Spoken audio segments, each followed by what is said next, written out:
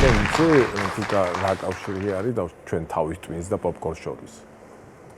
რა კავშირია? გამოყოფს სიამოვნების რაღაცა ჰორმონი. დოპამინს გამოყოფს. რა გავს ვიზუალურად? რაღაც თვალსაზრისით. რაღაც თვალსაზრისით გავს. სხვა შორის არსებობს ესეთი ტერმინი პოპკორნის ტვინი. უი? ანუ რა არის? აი დღეს სწორედ აი ამაზე ვისაუბროთ. მოდი ვისაუბროთ. ანუ რას ნიშნავს პოპკორნის ტვინი? გავარკვიოთ. პოპკორნის ტვინი ეს ტერმინი 2011 წელს ვაშინგტონის უნივერსიტეტის პროფესორმა შემოიღო. დიახ. გავარკვევთ დღეს რა არის ეს პოპკორნის ტვინი. ანუ ჭკვიანი როცა ხარ გადმოგდის პოპკორნის ტვინი, ეგ არის? აი, ყდება და გადმოდის. ანუ თლად ესე არ არის, აი ახლა მე მოგიყვები, მაგრამ აღარ გიხსნე რაღაც შემოგთავაზებ სიტუაციას და თუ ქონია შენ ესეთი ცხოვრებაში, მითხარი. და შეიძლება აღმოვაჩინოს პოპკორნის ტვინი. შეიძლება. ანუ ის კარგი იქნება თუ ცუდი. აი ახლა გავარკვევთ. ესე გავარკვევთ. აბა. მოგეთ აი წარმოვიდგინე რომ რაღაც შეხვედრაზე ხარ ან ხო? შემდეგ ან ჩართული ხარ ამ შეხვედრაში და ამ დროს მოგივიდა რაღაცა შეტყობინება ტელეფონში. ანუ გავიწყდება ეს შეხვედრა, შედიხარ ტელეფონში, ამას ამოწმებ. მე შეიძლება სხვა პლატფორმის, სხვა შეტყობინება მოგივიდეს და ან პასუხი გაეცი და იმ პირველზე პასუხის გაცემა დაგავიწყდეს. ერთთან მეორეზე ხო, მეორეზე გადახდეს. ვისაც ხვდები? იქიდან უკვე გათიშული ხარ, აი, იქ აღარავ. ხო, იქ აღარავ ხარ და ანუ შეიძლება აი ეს აი გადახტობა დამთავრდეს იმით, რომ რაღაცა შოპინგი არსად არ ვიყო. ხო, არსად არ იყო და რაღაც საკითხლების საიტზე მოხვდე და იმის სკროლვა დაიწყო. არის ალბათობა ამისა, მაგრამ ნახე გააჩნია რა SMS-ი მომდის და ვისგან თუ ისეთი მოდის რომ სასწრაფოდ რეაგირება უნდა მოვახდინო მივწერო, არანაირად არ მე მაგალითად გავეთიშები ამ პროცესს, ან მოვიხდი ბოდის 2 წუთით დავაბრუნო, უნდა პასუხი ან რაღაცა. კიდე ერთ რაღაცა შეგეკითხებია, თქვა სახლში ხარ და ალაგებ კარადას მაგალითად და უცებ გაიხედე მტვერი დაინახე სადღაც. და გადარბი ხარ და მტვერს იღებ თუ რა თქმა უნდა. რაც შემაწუხებს უფრო მეტად ვიდრე ის პროცესი რაშიც ვარ ჩართული, იმას გადავერთვებ. ნუ არ ფუჭდება ამ შემთხვევაში შეხვედრაზე არ ვარ, ბოდიშის გარეშე გადავერთვებ. მოგეთ ანუ ესეთ სიტუაციების ჩამოთვალა შეიძლება რაღაცა ამ ანუ პოპკორნის ხო, ბევრი ვარიანტი ჩამოთვალოთ, მაგრამ ანუ იდეა არის, რომ ანუ ადამიანი არ ამთავრებს პირველ დაწყებულ იმას, რა ქვია, საქმეს და გადადის ადვილად კარგავს ყურადღებას, გადადის მეორეზე, ანუ მე იმასაც მარე გაეთიშება. ხო, გაეთიშება და აი ესე ანუ გადაწყვეტილების ანუ ბოლომდე მიყვანას არ აკეთებს. და მუდმივად ესე ხდება? თუ ნუ ხშირად. თუ ეს ესია, მაშინ პოპკორნის ტვინი გაქვთ. პოპკორნის ტვინში მოიაზრებათ იქა მენტალური მდგომარეობა, რომელსაც ახასიათებს ფრაგმენტული და მოკლეხნიანი ყურადღება. აი, გაფანტული აზრები და ტვინის ჩვევა სწრაფად გადაერთოს ერთის საქმიდან მეორეში. ანუ თუ კონცენტრაციის დარღვევა ერთგვარი ხო? კი. რომ ვერ კონცენტრირდები ერთ. ეგ არის. ხო, იდეა არის ეს, რომ ადამიანი თანამედროვეობას მოაქეკ. კი, გეთანხმები აბსოლუტურად და ასევე გეტყვი, რომ ეს გარკვეულწილად გამოწვეული არის იმ სოციქსელებით, гаджеტებით, რაც ანუ ყველას გვაქვს და შესაბამისად დამოკიდებული ვართ ამ ინფორმაციაზე. როდესაც ჩვენ აი ამ რაღაც მესიჯს ნახულობთ, ხო? ანუ აი მე ეს რო გავაკეთე, ჩვენ ტვინი გამოყოფს და დოპამინ, ან ჯილდოს ჰორმონს და ანუ კმაყოფილი ხარ რომ ეს გააკეთე რა. მაგრამ ნუ წარმოიდგინე მუდმივად თუ დაყენებული გვაქვს რა ხმოვანი სიგნალი მოგვივიდეს notifications რასაც ვეძახით სხვა შეტყობინებებს სხვადასხვა საიტებიდან ხო ანუ მუდმივად გადასული არის სლაზე ახალ-ახალზე და ამის სკროლვაზე მე რომ აი ნახოთ კიდე რა მოხდა თან ამას თუ მივაბავთ იმ მარკეტინგულ ხრიკებს რაც მოგონილი არის რომ ისეთი რეკლამები გივარდება რაც შენ გაინტერესებს ხო ანუ აი ესეთი ჩამთრები სხვა სამყაროში კი ბატონო ის დამართია რომ ამიღე ტელეფონი სადღაც უნდა ამერიკა და უცებ დავდე ბევრი რამე ვაკეთე დავდე და დამავისწარ ისვისაც ავიღე და მე უცებ აი მე ხო უნდა ამერიკა და დაახლოებით ეგ არის ეგ არის არ მომწონს. მდგომარეობას ახლავს ზოგადად კონცენტრაციის დაქვეითება.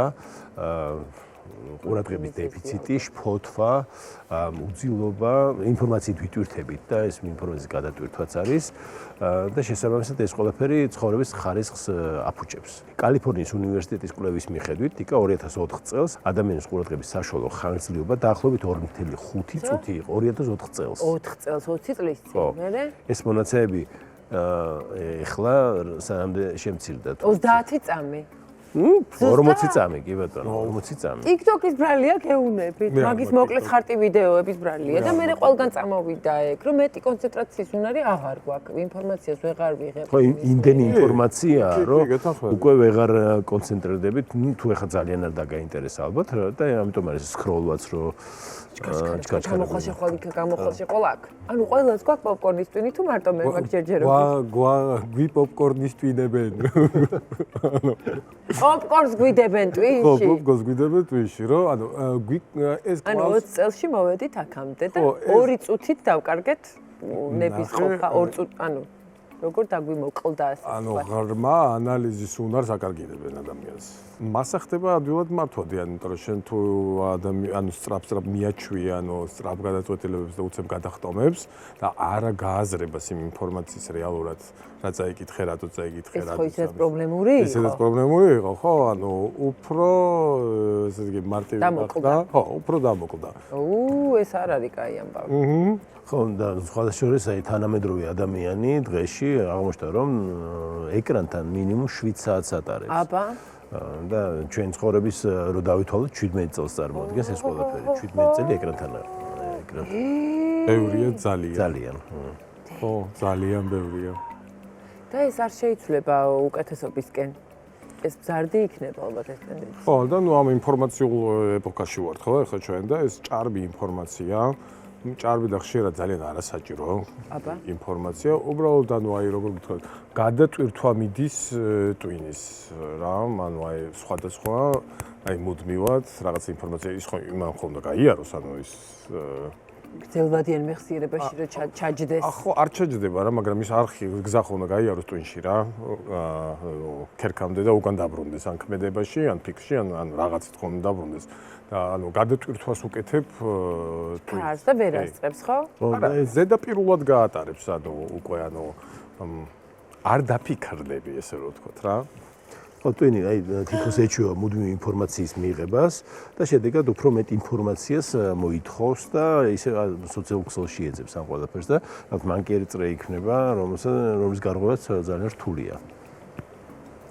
არ მიკვირს რაღაცნაირად ესეთი როგორ თქვა, რაღაც ეფექტებს ვეძებთ ხო ტვინისთვის, რაღაც უფრო შოკის მომგოს, უფრო რაღაცნაირს და მე მასაც ამაზე მუშაობს, რომ 20 საათ მოგაწოდოს 30 წამში ეს ინფორმაცია 40-ში, რომ შენ რაღაცა და მალევე განიცადი ალბათ ეს რაღაცა ტვინის აღზნება, რომელიც მალევე ხდება და მეტის ნერვი არ გაქვს, რომ ნერვი არ გაქვს, ეგეთ ახალები. მაგრამ თიკა გვაქვს ჩვენ რაღაც კარგი რჩევები, რითიც შეგვიძლია რომ ესე ვთქვათ, ნაწილობრივ დამოკიდებულებაც ნელა მოვაშოროთ და დავიცვათ ჩვენი თავის ტვინი. და პოპკორნი მხოლოდ კუთვნილების სისტემაში აღმოჩნდეს და არა ტვინში. კი ბატონო. აბა რა შეგვიძლია გავაკეთოთ? პირველი ძალიან მარტივი ტესტი. თქვენი ტელეფონი და სხვა ოთახში. და ოთახში კი რა აგერ მიდევს, აი აგერ. დაინიშნეთ დრო. რამდენი ხანი გაძლებთ. ანუ მის გარეშე.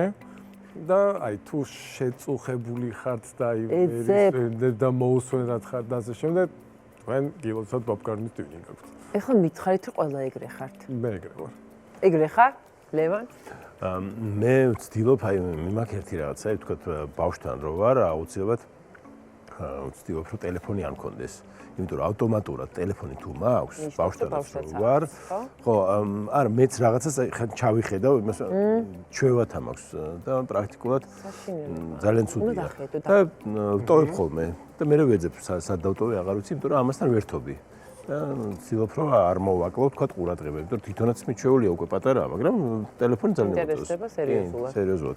კაი, დავტოვოთ სხვა ოთახში. პირველ რიგში რა უნდა ვქნა, დაუწესოთ ჩვენს თავს რაღაც წესები, ხო? და საზღვრები, შეზღუდოთ ეკრანთან ჯდომა, ეკრანზე მივდივართ სულ. და გამოვყოთ ის დრო იმისთვის რომ რაღაცა გავაკეთოთ ეკრანის გარეშე. მეორე ძალიან ეს ძალიან ძიმე არის ჩემთვის. ანუ უნდა მოაშორო, ანუ დავყოთ სახლის ზონებად, სადაც ამ ტელეფონი არ უნდა იყოს რა. ტელეფონი არ უნდა იყოს საძინებელში, ტელეფონი და ტელევიზორი. სააბაზანოში უი. და სამზარეულოში. არა და სამივე ადგილს უხდება გადასარევად. გადასარევაზე. აი მეტისად უნდა იყოს ხო, აბა. აი, დიდო ტაქსი რა ტელევიზორი და ტელევიზორი. საერთოდ არ ვიდა. კიდევ ერთი არის რჩევა თქვათ რომ გავაკეთოთ ციფრული დეტოქსი. ეგ როგორ ხდება? აბა როგორ ხდება და ალბათ ალბათ კვირაში ერთი დღე საერთოდ არ გამოვიყენო. თუ კვირაში ერთი დღე გებევრება თვეში 3 დღე მაინც იყოს 10 დღეში ერთხელ. ანუ ეს თლიან 24 საათია ლაპარაკი ხო? ის კი არა ის 3-7 საათი არა. არა.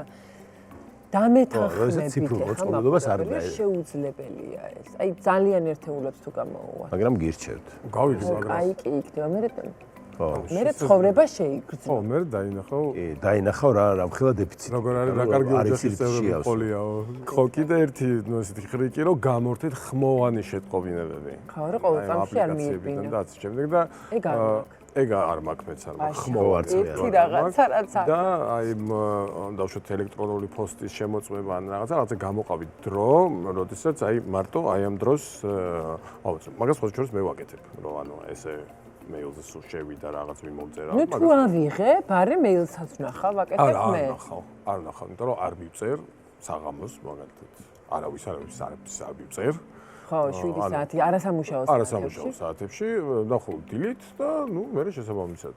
კიდევ შეადგინეთ ყოველდღიური რუტინა, მაგალითად დაალაგეთ დღის საქმეები იმის მიხედვით, რომელიც უფრო მნიშვნელოვანია. და შეგვიძლია გამოყოთ დღის ყველაზე მნიშვნელოვანი საქმე და შევეცადოთ, რომ კონცენტრაცია გქონდეს ამ საქმეზე.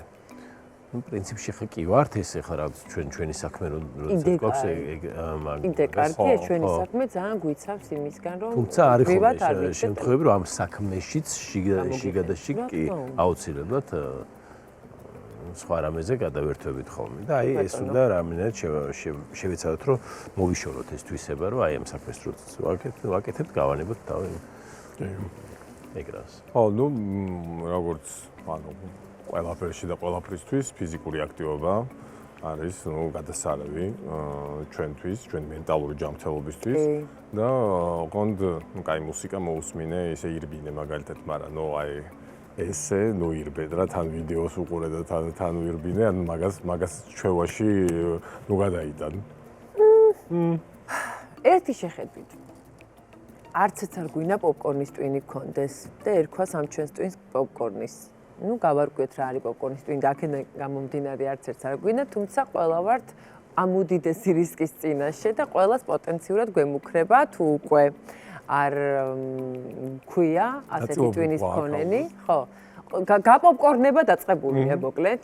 ახლა უკვე ჩვენზეა დამოკიდებული, საით გადაიხრება, ასე ვთქვათ, პინა, რომელ მხარეს წავა ეს მართლა სრულ გაპოპკორნებამდე, რაღაც შეურაცხყოფელი სიტყვა გამოვიდა უკვე გაპოპკორნებამდე, თუ შევინარჩუნებთ რაციონალურ, ესე ვთქვათ, ტვინის ფუნქციას და ფიქრისთვის და სხვა დანარჩენისთვის შემოვიტოვებთ მას. ხო, გაჯეტები ბევრ სარგებლობთან ერთად ბევრ ზიანს აყენებს ჩვენს გონებას, ტვინს, ჩვენს შესაძლებლობებს და უნარებს და ალბათ თავარი გადაწყვეტილება უნდა მივიღოთ, უფრო მეტი ზიანი გვინდა მისგან თუ უფრო მეტი სარგებელი და რაც არ უნდა რთული იყოს, მე ძალიან მინდა, ვერ პირდები ვერავის, იმიტომ რომ არავინ არ იცის, შეუძლებ თუ არა, საკმაოდ რთული ალბათ თქვენთვისაც, ესე რომ იფიქრო რამდენად შეძლებ ამ ყველაფერს, თუმცა ცოტ-ცოტა და თითო-თითო რჩევით მაინც თუ დავიწყებთ, იქნებ დავეხსნათ თავს ამ ტელეფონებს და ვიცხოვროთ უბრალოდ.